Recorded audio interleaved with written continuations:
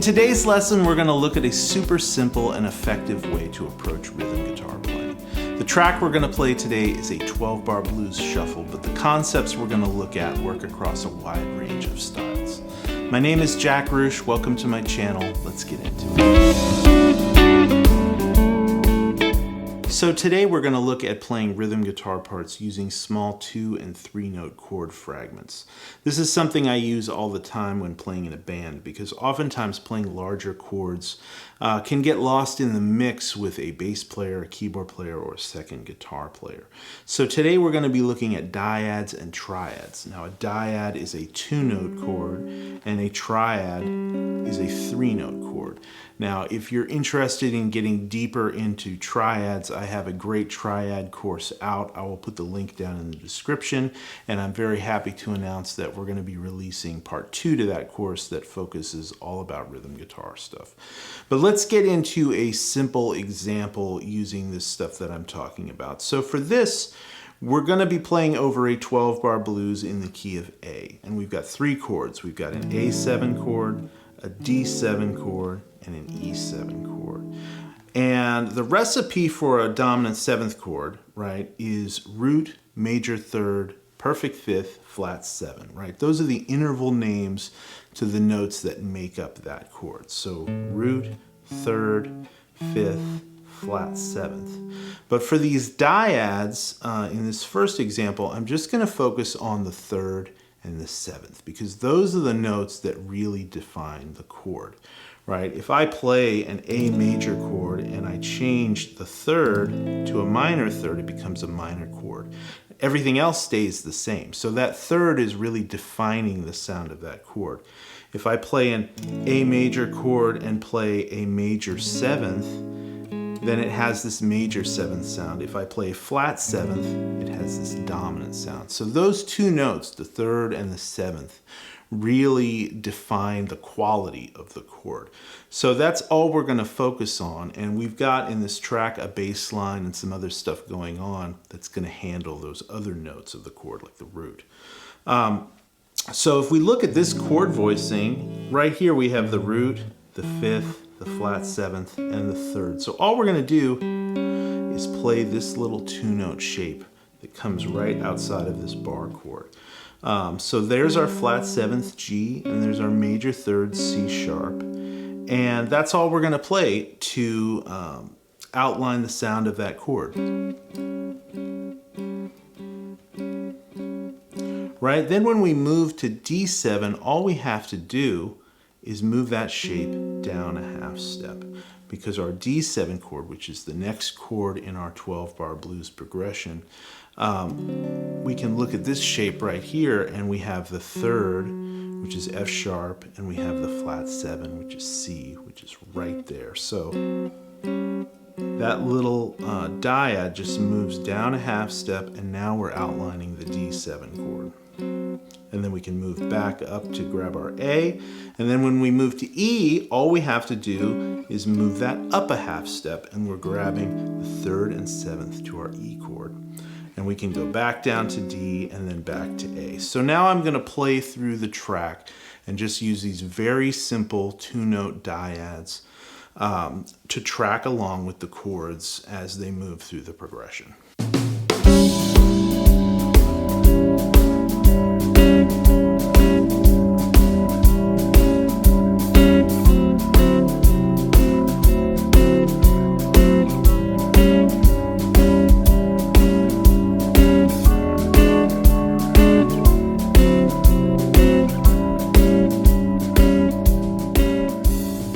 So now that we've got this basic foundation of the 3rd and 7th to each one of these chords and this very simple little shape that we're working with, let's add to it to add some more rhythmic movement and some more harmonic information.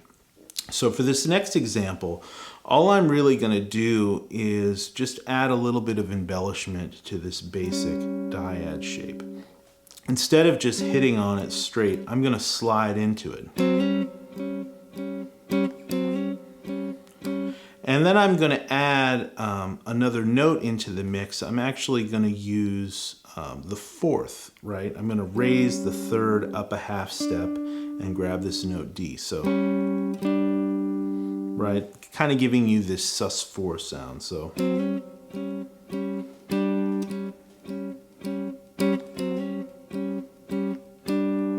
and I can do that again through all the chords. When I go to D, remember the third is down on the bottom now with this D chord. So to get my raised kind of sus4 sound, I have to do that little move.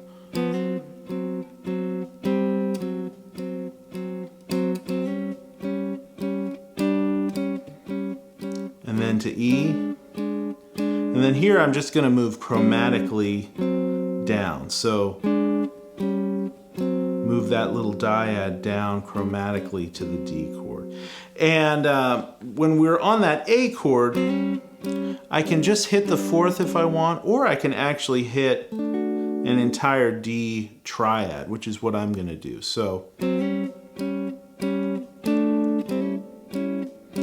and I'm actually going to, instead of just hitting these two notes, I'm actually going to grab the E note above, and I'm going to hammer on to that third. Just different embellishments to give your rhythm parts a little more flavor. So,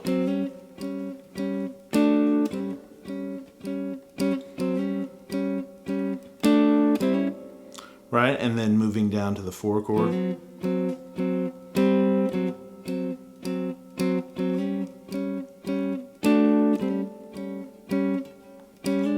Right, so I'm going to play along to the track now again and use this variation on our basic 3rd and 7th dyad thing. But you can see how this can very quickly start to become more of a guitar part and sound like something you would actually play on the bandstand.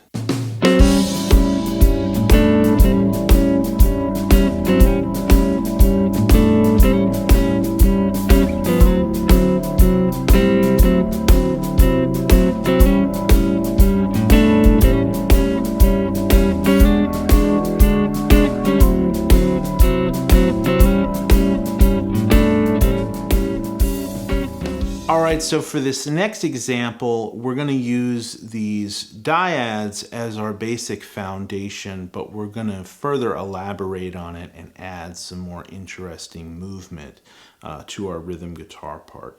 For this, I'm going to do sort of a technique I use a lot, which is sort of playing around the different strings on the guitar, sort of doing high and low parts, almost like you are mimicking sort of a kick drum and a snare drum of a drum set, right?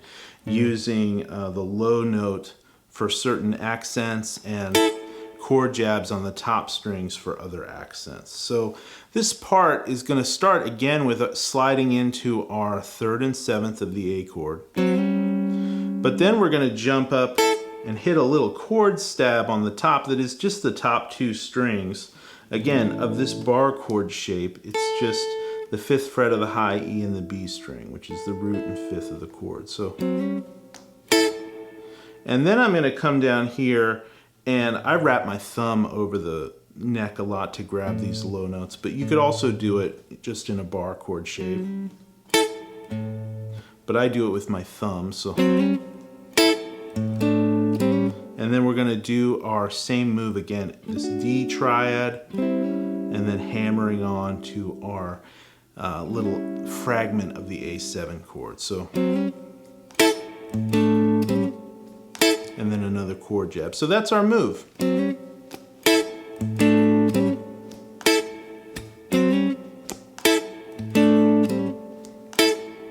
And then as we move to the 4 chord, we're going to slide into that, and then here I'm going to hit a full D9 chord, right?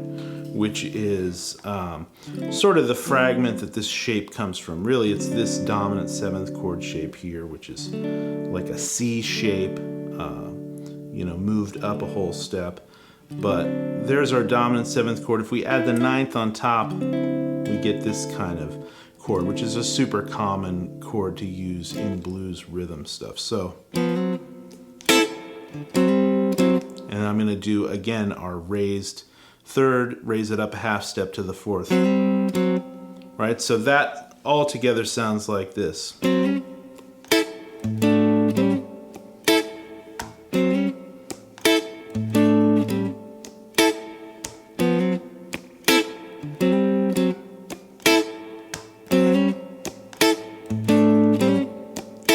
up to the 5 chord.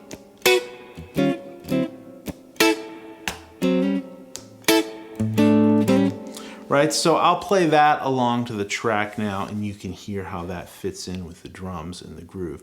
Again, these simple little dyad shapes at the core, but we're just adding more to it and embellishing it as we go.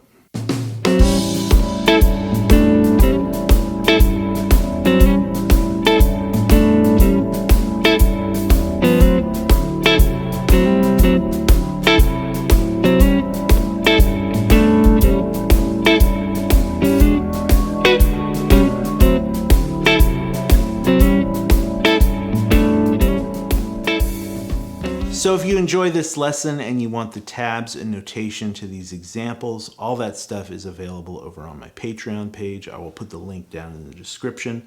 But I've got hundreds of lessons worth of tabs, notation, backing tracks, all that kind of stuff can be found there.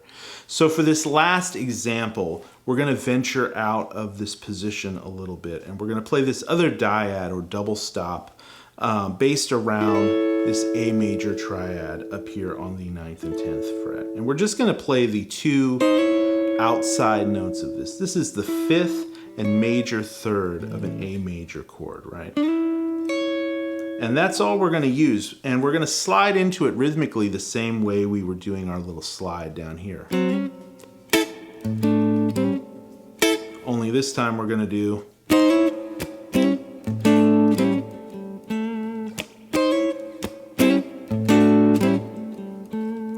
and then as we move to the D chord, we're going to keep that same theme going, and we're going to play, right? And we're going to play this dyad right here, which is the same interval relationship. We're just moving it down a string set, right? So here we played the 5th and major 3rd of A, and here we're playing the 5th and major 3rd of D. Right? And then playing a lot of the same ideas we played earlier, and then over E we're going to move that whole thing up a whole step and play the 5th and major 3rd right out of this E bar chord.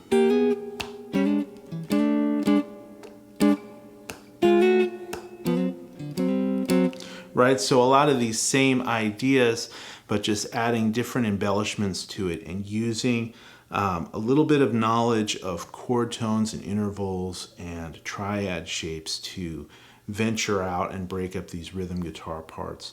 And just play stuff that fits nicely in with the drums and with the other instrumentation. And this is something you can experiment with a lot on your own.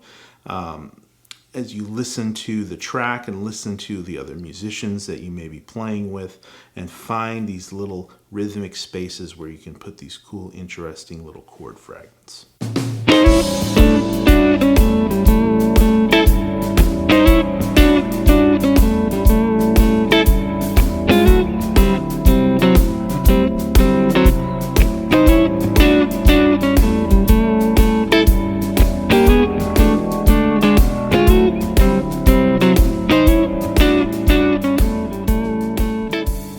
So hopefully these concepts help you discover some new, exciting, and interesting rhythm guitar parts. Like I said before, these concepts can be taken into any genre of music and any type of chord progression. But the idea of breaking things up and playing smaller chordal fragments and experimenting with different interesting rhythmic ideas is really a great way of playing, especially in a full band context. So happy practicing, and until next time, I will catch you later. Take care.